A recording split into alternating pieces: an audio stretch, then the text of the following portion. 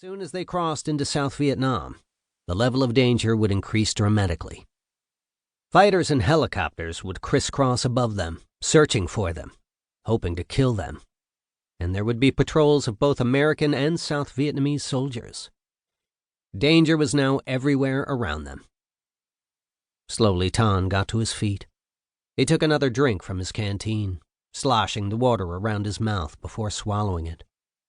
Moving to the east no more than half a dozen meters, he could look out over the Ho Chi Minh Trail where porters, soldiers, and trucks brought in supplies to keep the war in the South going.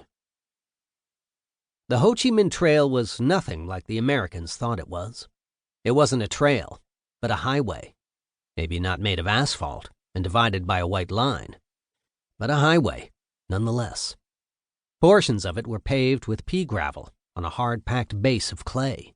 The center elevated slightly, so that monsoon rains ran off into ditches, leaving the trail intact.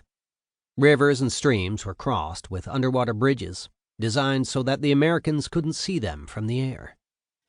The jungle had been carved so that the woven branches of the tallest trees hid the trail.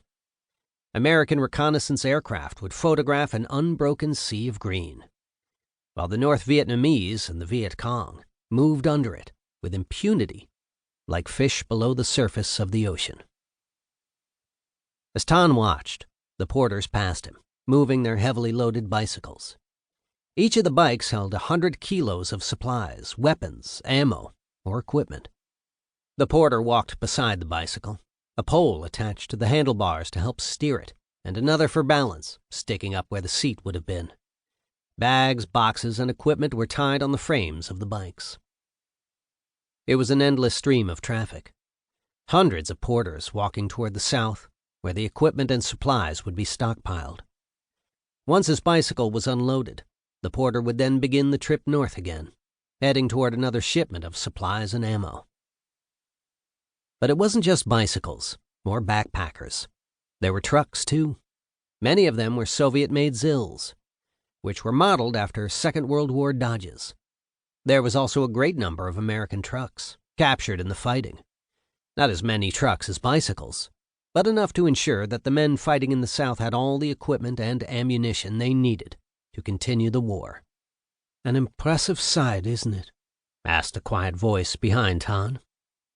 He turned and saw his friend, Sergeant Nui Ba Den-where, standing there.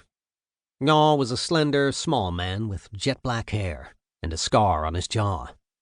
Sweat stood on his forehead and stained the khaki of his shirt, and his trousers were threadbare and dirty. "Quite," agreed Tan. "They won't be able to stop us," said Ngo.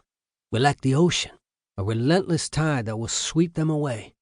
Maybe not today or tomorrow, but eventually." Tan nodded, though he didn't agree with his friend's assessment. The Americans knew how to fight and weren't afraid of anything. "That didn't go well for us," said Tan. "No," said Ngo, shaking his head. "I was surprised by that. But they don't expect us to come back so soon. We'll surprise them this time." "That's true," said Tan, his eyes still on the flow of supplies to the south. "We'll teach them not to underestimate us." Before Tan could respond, the rest of the men were on their feet, picking up their equipment and weapons. "Looks like we're about to move out," said Tan. The men formed a line and began to wind down the hill toward the trail. They weren't taking normal precautions because they were in Cambodia, where the American ground forces were forbidden to operate. The only danger was from the American Air Force, which sometimes flew over but almost never dropped bombs. Not much of a danger.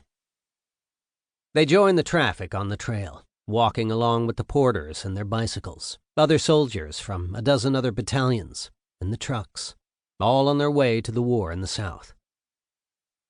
It wasn't a difficult walk. The canopy cut down the sunlight, turning everything a bright green. And although the heat and humidity managed to seep through the protection of the vegetation, it wasn't as bad as it would have been under the full blast of the sun. They stuck to the trail, stringing out along it, but not talking. No one had much to say anyway. They moved carefully, almost as if afraid to make a sound.